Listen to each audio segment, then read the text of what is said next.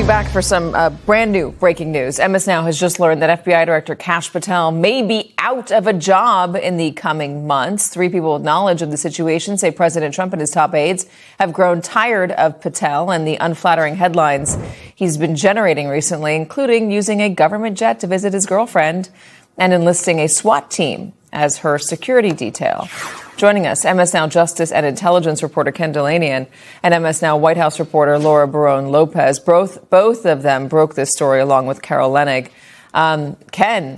Okay, so Trump's FBI Director Kash Patel is now being sued by 12 former FBI agents who say they were unlawfully fired for kneeling during a George Floyd protest back in 2020. And before you think this is just another routine lawsuit, let me tell you why this is absolutely wild and could become a major problem for Trump's entire law enforcement overhaul. These weren't just random FBI employees. These were counterterrorism agents, experienced field operatives who were cleared years ago by the Justice Department for the exact same kneeling incident that Patel is now using to fire them. And according to the lawsuit filed on December 8th, the orders to terminate these agents came directly from the White House, not from some internal FBI investigation, not from career officials reviewing misconduct, from Trump himself, with Patel as the executioner. This is the purge everyone warned about, happening in real time, and now it's facing its first major legal challenge. Let me break down why this lawsuit could unravel Trump's entire deep state cleanup operation. But before we go any further, real quick, let's be honest. You can't really trust mainstream media anymore. That's why we built Pump Politics, to bring you real stories, real context, and no corporate spin. If you want to stay ahead of the headlines, join our free newsletter. We'll send the news straight to your inbox every day. Just click the link in the description to join. And if you just want to support what we're doing, join us, be part of the community that actually cares about the truth. All right, let's get back to the video. Well, Katie, I should say, first of all the qualifiers apply here. With Donald Trump and personnel decisions, you never actually know exactly what's going on. But we are being told that Kash Patel, the FBI director, is on increasingly thin ice. And the president is considering replacing him by the end of the year with Andrew Bailey, the former Attorney General of Missouri, who is acting now as co-deputy FBI director, along with Dan Bongino. And it's for all the reasons that you just said and others. The use of taxpayer resources, the flying his girlfriend around on the FBI jet, but also the premature tweets, including related to the Charlie Kirk assassination and other investigations, that terrorist attack in Michigan where Patel got out in front of the investigation and tweeted about the arrests before the rest of the government was ready for that to happen. So Pam Bondi and Todd Blanche of the Justice Department have been annoyed with Patel for a long time, although they've publicly denied it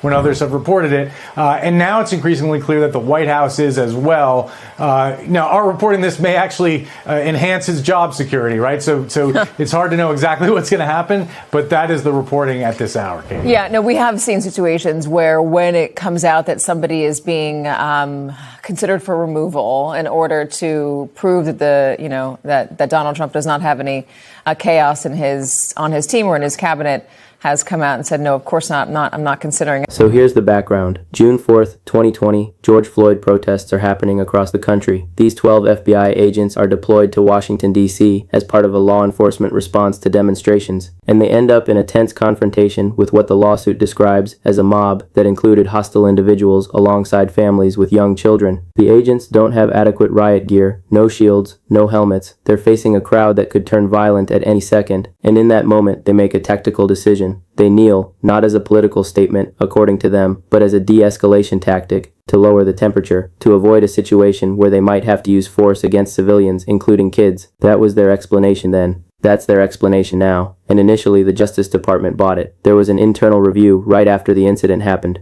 Career DOJ officials looked at what went down. They cleared the agents, said there was no misconduct. Case closed. Everyone moves on. Fast forward to 2025, Trump wins his second term. He appoints Kash Patel as FBI director, and Patel, who's been one of Trump's most loyal attack dogs for years, he decides this kneeling incident needs a second look. He orders a new internal review, and surprise, surprise, this time the conclusion is different. Now suddenly, these agents are guilty of unprofessional conduct and lack of impartiality. Now their kneeling wasn't tactical, it was political. Now they're accused of contributing to the political weaponization of government, which is rich, considering Patel himself is being accused of politically weaponizing his position to fire people who were already cleared. But that's where we are. In September 2025, all 12 agents get one-page termination letters. They're out. Years of service, gone. Careers destroyed. All because Kash Patel and Trump decided to relitigate something that was already investigated and resolved. And here's the key detail that makes this so explosive. The lawsuit alleges that orders to fire these agents came directly from the White House, not from FBI leadership conducting an independent review from Trump's staff. And apparently Patel was selecting targets before he even officially became FBI director. So this wasn't about cleaning up the bureau or enforcing standards. This was a political hit list. These agents were marked for termination because Trump and Patel saw them as disloyal, as part of the deep state that needed to be purged. The kneeling incident was just the excuse, the pretext to get rid of people who weren't sufficiently MAGA. Now 12 of these fired agents are suing. They're going after Patel personally and the Justice Department as an institution. They're arguing that they were terminated without due process, that the new investigation was pretextual and politically motivated, that they were cleared once already, and you can't just keep investigating people until you get the result you want. And they're exposing the whole operation. The lawsuit lays out how this purge works, how Trump identifies people he doesn't like, how Patel manufactures justifications to fire them, how career protections and established procedures get thrown out the window when someone's on the enemies list. This is the first major legal challenge to Trump's FBI overhaul, and it could open the floodgates. Because these 12 agents aren't the only ones Trump and Patel have gone after. There have been multiple firings of DOJ and FBI personnel since Trump took office again, people who worked on investigations into Trump during his first term, people who were involved in January 6th prosecutions,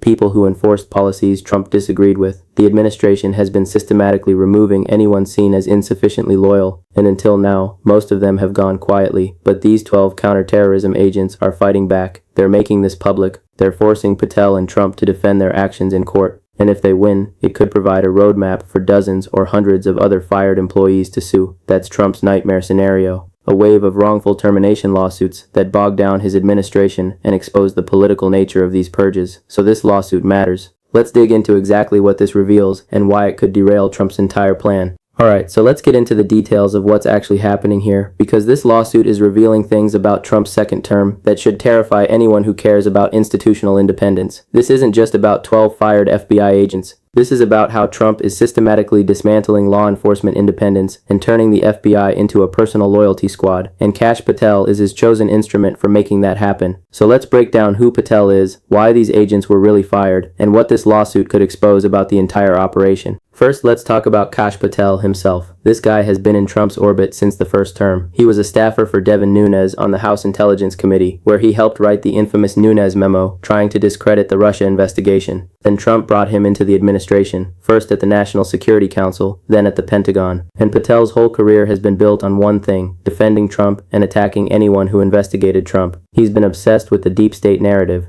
the idea that career government officials are secretly working to undermine Trump. And when Trump won his second term, Patel was the obvious choice for FBI director because Trump wanted someone who would gut the bureau and rebuild it with loyalists. And that's exactly what Patel has been doing. Since taking over the FBI, he's initiated what can only be described as a purge. Agents and officials who worked on investigations into Trump fired. People involved in January 6th cases reassigned or pushed out. Anyone seen as having participated in what Trump calls the weaponization of justice against him targeted for removal. Now let's look at what actually happened in June 2020. These agents were deployed to D.C. during the George Floyd protests. They were part of a larger federal law enforcement presence responding to demonstrations, and according to the lawsuit, they found themselves in a really difficult situation. They're facing a crowd that includes angry protesters, but also families with children. They don't have proper riot gear, no shields to protect themselves, no helmets. They're essentially exposed and vulnerable, and the crowd is getting agitated. In that moment, the agents made a judgment call. They knelt. Their explanation, both then and now, is that this was a tactical de-escalation move. By kneeling, they lowered the threat profile. They signaled to the crowd that they weren't about to charge in with force.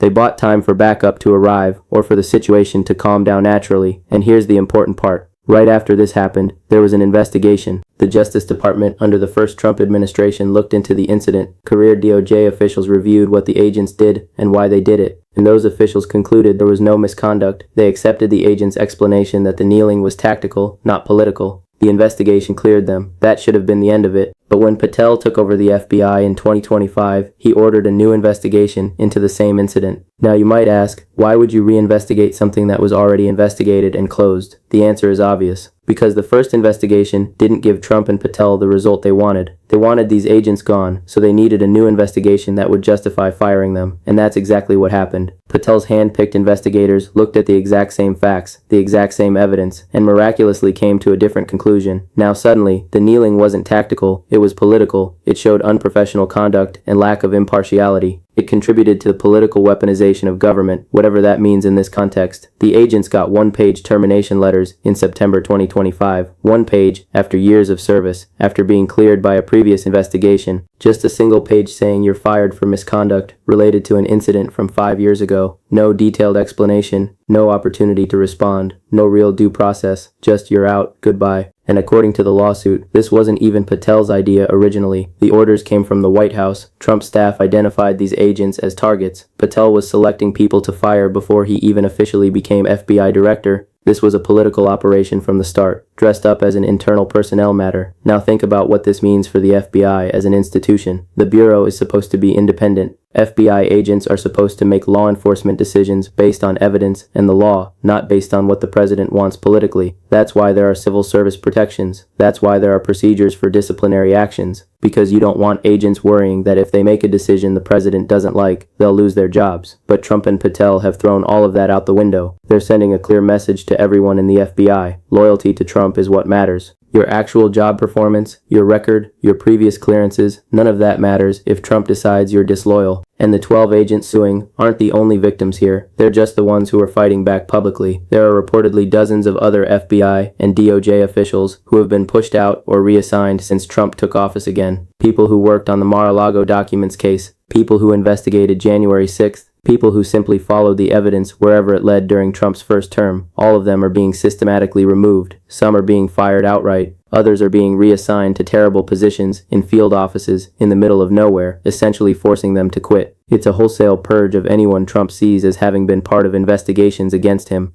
And Kash Patel is the perfect person to execute this because he has no loyalty to the FBI as an institution. He's not a career agent. He doesn't care about the Bureau's reputation or its mission. His only loyalty is to Trump. The lawsuit filed by the 12 agents exposes all of this. It lays out the timeline of how the firing decision was made. It reveals that the White House was involved from the beginning. It shows that Patel was targeting these agents before he even had the official authority to fire them. It demonstrates that the reinvestigation was pretextual, designed to reach a predetermined conclusion that would justify terminations, and it argues that all of this violates the agents' due process rights and civil service protections. These agents had a right to fair disciplinary procedures. They had a right to be judged based on actual misconduct, not political considerations. They had a right to rely on the fact that they'd already been cleared by a previous investigation. Trump and Patel trampled all over those rights.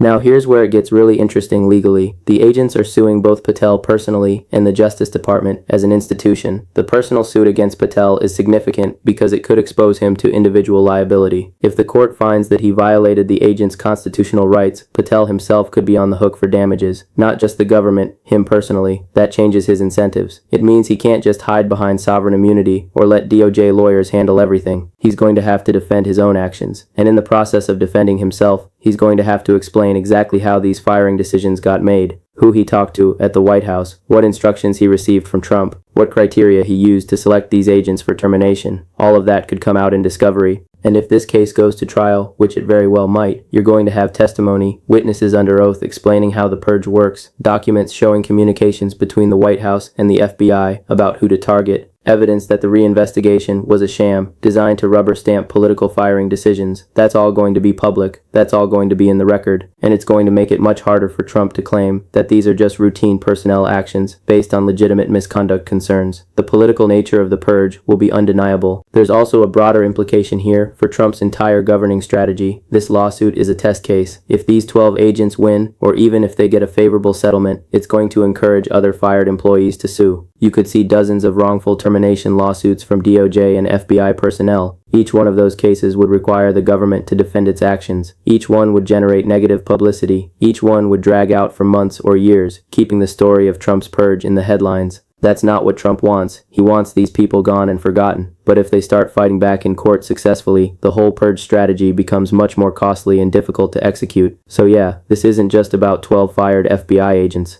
This is about whether Trump can turn the FBI into a loyalty enforcement machine without legal consequences. Okay, so let's break down why this lawsuit matters so much and what the implications are going forward. Because this isn't just a legal story, this is a political story with massive ramifications for Trump's second term, for the 2026 midterms, and for the future of federal law enforcement. So let's go through this point by point and look at what's really at stake here. First point, this lawsuit exposes the political nature of Trump's FBI purge in a way that's impossible to ignore. Up until now, the Trump administration has been able to frame these firings as routine personnel actions. Oh, we're just cleaning house, getting rid of bad actors, improving performance, that kind of thing. But this lawsuit blows that narrative apart. Because these 12 agents were already investigated and cleared, there was no new evidence of misconduct. The only thing that changed was that Trump won a second term and decided he wanted them gone. So Kash Patel manufactured a new investigation to reach a different conclusion. That's not personnel management, that's a political purge, and now it's going to be argued in court with evidence and testimony. The fact that the lawsuit alleges direct White House involvement is crucial here. If it's true that Trump's staff was selecting targets and giving Patel orders about who to fire, that's explosive. It means the president was directly involved in removing career law enforcement officials for political reasons. That's exactly what people warned about when Trump got reelected, and here's the proof. The lawsuit is literally documenting how the purge works, from the White House to Patel to termination letters. Second point, this creates a template for other fired employees to fight back. Right now, there are dozens, maybe hundreds, of DOJ and FBI officials who have been pushed out since Trump took office again. Most of them have gone quietly. They've taken severance packages. They've moved on to private sector jobs. They haven't made a big public fuss because fighting the federal government is expensive and difficult, and you might not win. But these 12 agents are showing that you can fight back. They're demonstrating that there's a legal path to challenge these terminations, and if they win, or even if they get a good settlement, it's going to embolden others. You could see a wave of lawsuits from fired personnel. Each one would force the government to defend its actions in court. Each one would cost money and time and resources. Each one would generate negative headlines, and collectively, they could bog down Trump's entire personnel strategy. Because if the courts start finding that these firings were unlawful, Trump and Patel can't just keep doing the same thing. They'd have to actually follow proper procedures, give people due process, document legitimate reasons for termination, and that would massively slow down the purge.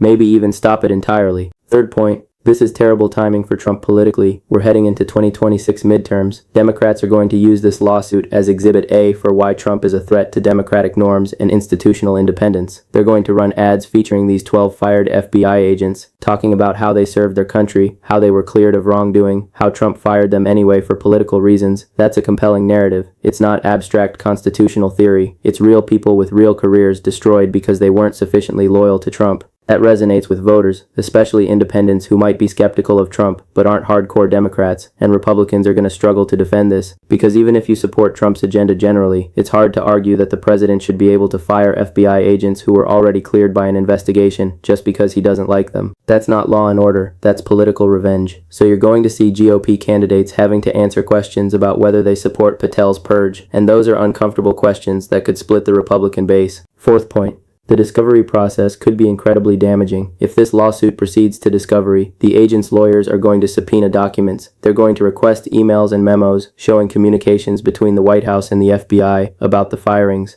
They're going to depose Patel and potentially other senior officials. They're going to force the government to produce evidence about how the termination decisions were made, and all of that could reveal things that Trump and Patel really don't want public, like specific conversations where Trump or his staff told Patel who to fire, or internal FBI documents showing that agents objected to the reinvestigation as politically motivated, or evidence that Patel was selecting targets based on political considerations rather than performance. All of that comes out in discovery, and even if it's technically under seal, it has a way of leaking. Reporters will get access. Congressional Democrats will demand briefings, and suddenly, the detailed mechanics of Trump's purge operation are in the public domain. That's politically toxic. Fifth point. This threatens Kash Patel personally in a way that's unprecedented. FBI directors are rarely sued personally. Usually when people challenge FBI actions, they sue the agency or the Justice Department as an institution. But this lawsuit goes after Patel individually. That means he can't just let DOJ lawyers handle it. He has to defend himself, and if he loses, he could face personal financial liability. Not just the government paying damages, but Patel himself potentially on the hook. That creates real incentives for him to settle, to make this go away before discovery gets too ugly. But settling would be a huge political loss for Trump.